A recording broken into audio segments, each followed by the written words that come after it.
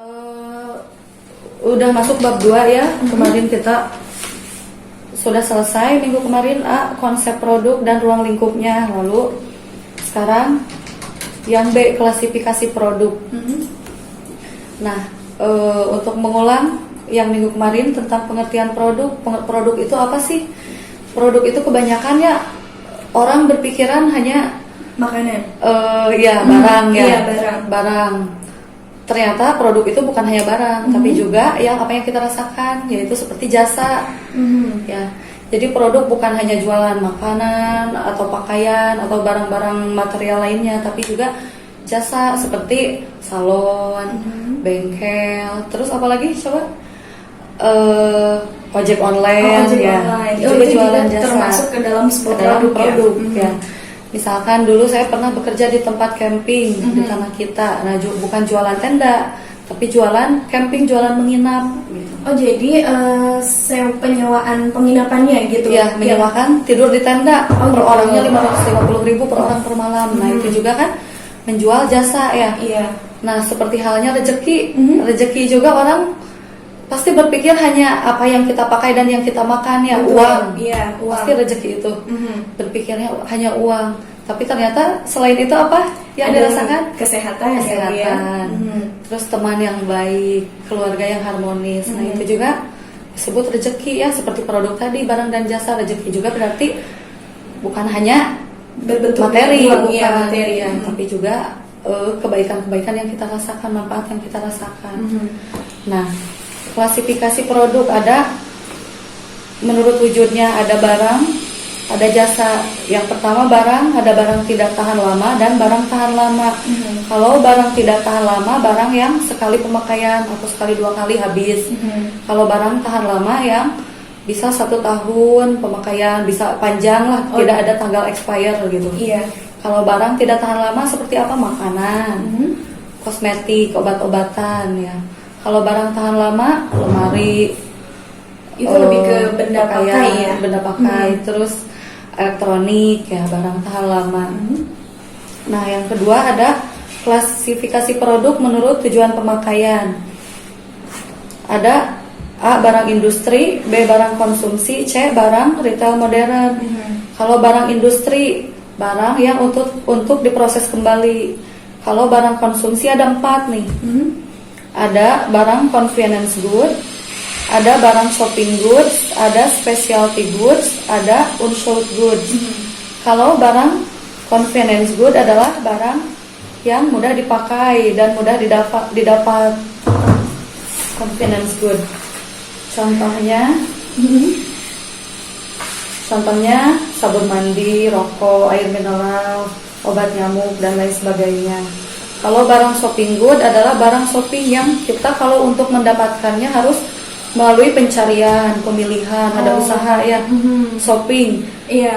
Jadi berbelanja, ibarat katanya tuh kayak kita tuh harus misal ke toko itu dulu gitu ya. Itu dicari, dibandingkan kan ya. Iya. Kalau kita ke Alfa mau belanja sabun, nggak dibilang shopping ya.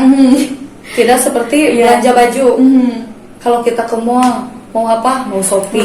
Shopping itu beli apa? Bukan beli roti, bukan ya. Bukan beli makanan, tapi beli pakaian, beli sepatu yang harus dipilih-pilih dulu. Nah, barang shopping good juga ada 2 kelompok, ada homogen, ada heterogen. Homogeneous shopping sama heterogeneous shopping. Iya.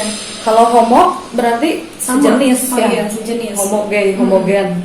Heterogen berarti itu yang berbeda. Iya. Yang berbeda-beda. Nah, kalau homogen barang yang sejenis, misalkan TV merek LG di toko A, TV merek LG 21 in pasti seperti ini tampilannya ya. Yang berbeda mungkin dari segi harganya. Nah, kita memilih membanding-bandingkan toko untuk memilih harga termurah. Nah, itu yang homogeneous shopping. Kalau yang heterogen, pakaian di toko di toko A sama toko B, toko C pasti beda ya. Nah, itu yang heterogen. Oh gitu. Jadi itu lebih ke konsep membandingkan harga antara toko yang satu dengan yang lainnya. Itu untuk yang homogen berarti ya. Kalau heterogen membandingkan model. Oh, membandingkan modelnya. Iya. Oke. Nah itu shopping ya, harus dengan pencarian, dengan usaha Iya. untuk mendapatkannya. Nah yang ketiga, specialty good. Barang yang spesial adalah barang yang memiliki ciri tertentu dan hanya dapat dibeli pada tempat tertentu pula. Ciri-ciri barang spesial adalah barang yang dibeli atas dasar merek atau brand. Harganya relatif lebih tinggi. Lalu bertambah tingginya pendapatan konsumen, maka bertambah tinggi pula keinginannya untuk membeli barang yang lebih mahal. Ini dipengaruhi oleh kebutuhan daripada psikologisnya. Jadi barang yang spesial misalkan untuk mencari mobil merek Jazz, kita harus pergi kemana? Berarti ke Honda ya, ke dealer Honda. Kalau untuk membeli pakaian merek skater di toko ya busana ada nggak? Ya, pasti nggak ada ya. Pasti nggak ada ya. Jadi harus ke distro skater. Nah, jadi itu barang spesial, bukan barang umum. Nah, yang keempat, barang yang tidak dicari. Ada ya barang yang tidak dicari? Seperti mungkin itu limited edition masuknya kali ya, atau enggak? Jadi merupakan barang yang tidak diketahui atau diketahui oleh konsumen, namun secara normal tidak berpikir untuk membelinya. Ada dua jenis unsold good. Yang pertama regularly unsold product, yang kedua new unsold product, yaitu barang yang sebetulnya sudah ada dan tidak diketahui konsumen, tetapi tidak terpikirkan untuk membelinya. Contohnya ensiklopedia, asuransi jiwa, batu nisan, tanah kuburan, kan itu barang yang tidak dicari ya. Iya. Jadi ketika sudah meninggal aja baru dari digunakan kuburan, gitu kan. Karena iya, kan kalau meninggal kan siapa yang tahu. Iya. Jadi tidak dicari kan ya. Betul. Padahal itu sebenarnya nyata. Sebenarnya ada dijual ya. Iya, dijual. Berkapling kuburan berapa 3 juta, ada yang berapa. Tapi itu tidak menjadi kebutuhan pokok mungkin ya disebutnya. Jadi nanti aja lah. Iya. Dan tidak tahu meninggalnya Betul. kapan kan, padahal Iya. mau yang muda mau yang tua. Sebenarnya harus mempersiapkan mungkin ya. Iya, oke. Nah, Baik. sebagian orang ada yang mempersiapkan, ada yang tidak ya. Tanah kuburan mungkin kalau kita tidak terpikirkan ya. Iya, betul. Ya itu yang keempat, unsold good. Selanjutnya, udah baru sampai di situ dulu. Oke, nanti kita akan lanjutkan kembali. Tadi kita baru sampai di barang yang sebenarnya ada diperjualbelikan, tapi kita tidak memikirkan untuk membeli itu. Jadi mungkin salah satunya ya tadi ya seperti tanah kuburan. Memang itu ada, tapi kayaknya kita bukan tidak mengedepankan ya, tapi dibandingkan dengan pokok-pokok yang lainnya kayaknya memang tidak Lanjut yang tadi ya. Tadi A sudah barang industri, lalu barang konsumsi, yang sekarang C barang-barang retail modern. Nah, yang pertama ada barang supermarket. Barang supermarket juga terbagi 5. Ada food, non-food, household, toys, dan stationery. Kalau food berarti makanan ya. Iya. Makanan. Contohnya susu, snack, minuman, makanan banyak, roti, madu. Itu lebih ke mie, ya. hal-hal yang dikonsumsi Makanan. untuk energi ya dalam Ya. tubuh gitu kan. Jadi kalau kita mengunjungi supermarket pasti terbagi-bagi kan makanan di stand sebelah mana. Terus sekarang non food, yang non food bukan makanan ya, ada hair care, ada body care, ada skin care, ada mouth care. Itu artinya perawatan-perawatan ya, perawatan tubuh, rambut, segala macam. Lalu kosmetik, ada obat-obatan. Nah itu non food, bukan makanan. Lalu departemen household. House itu rumah ya, jadi artinya perlengkapan rumah tangga. Ada peralatan menggunakan listrik, elektrikal, ada party wear, perlengkapan pesta, ada seasonal goods, barang musiman, ada luggage, tas atau koper, ada hardware, perlengkapan untuk kegiatan bengkel. Nah itu perlengkapan rumah tangga ya. Lalu yang D departemen toys. Toys itu artinya mainan ya. Ada mainan yang lembut untuk perempuan, ada perlengkapan mainan anak laki-laki, ada aneka perlengkapan mainan anak perempuan, ada games, ada education toys. Nah yang kelima departemen stationery, meliputi semua peralatan tulis dan kantor, ada pensil, kwitansi, penghapus, penggaris, perlengkapan komputer, buku tulis, tas sekolah, yang itu di stationery. Oke. Nah itu barang apa tadi, barang supermarket. Nah lalu sekarang yang kedua ada barang atau produk fresh. Di situ ada vegetable fresh, ada fresh fruit, ada fresh meat, ada dairy produk, ada frozen produk. Oke. Nah kalau kita misalkan datang ke Yogya ya, nah di situ ada sayuran, ada buah-buahan, kan di sebelah kiri ya pas kita masuk lift. Ada daging, ada dairy produk. Dairy produk apa artinya? Apa saja contohnya? Susu, olahan susu ya, olahan susu keju gitu kan. Kalau frozen produk, frozen Itu makanan yang dibekukan mungkin ya. Yang es ya, yang dibekukan. Contohnya nugget kan, smoked beef, ice cream, daging beku. Nah, itu barang atau produk fresh. Nah, yang ketiga ada produk atau barang fashion. Barang fashion adalah sebuah produk yang mempunyai ciri-ciri khusus yang tepat dan mewakili style yang sedang tren dalam suatu kurun waktu tertentu. Nah, produk fashion diantaranya pakaian wanita, pakaian pria. Lalu apa? Toleris. Toleris itu untuk merawat diri seperti sabun, sampo, hand body. Terus ada aksesoris, ada tas, sepatu, kosmetik. Nah itu barang fashion. Lalu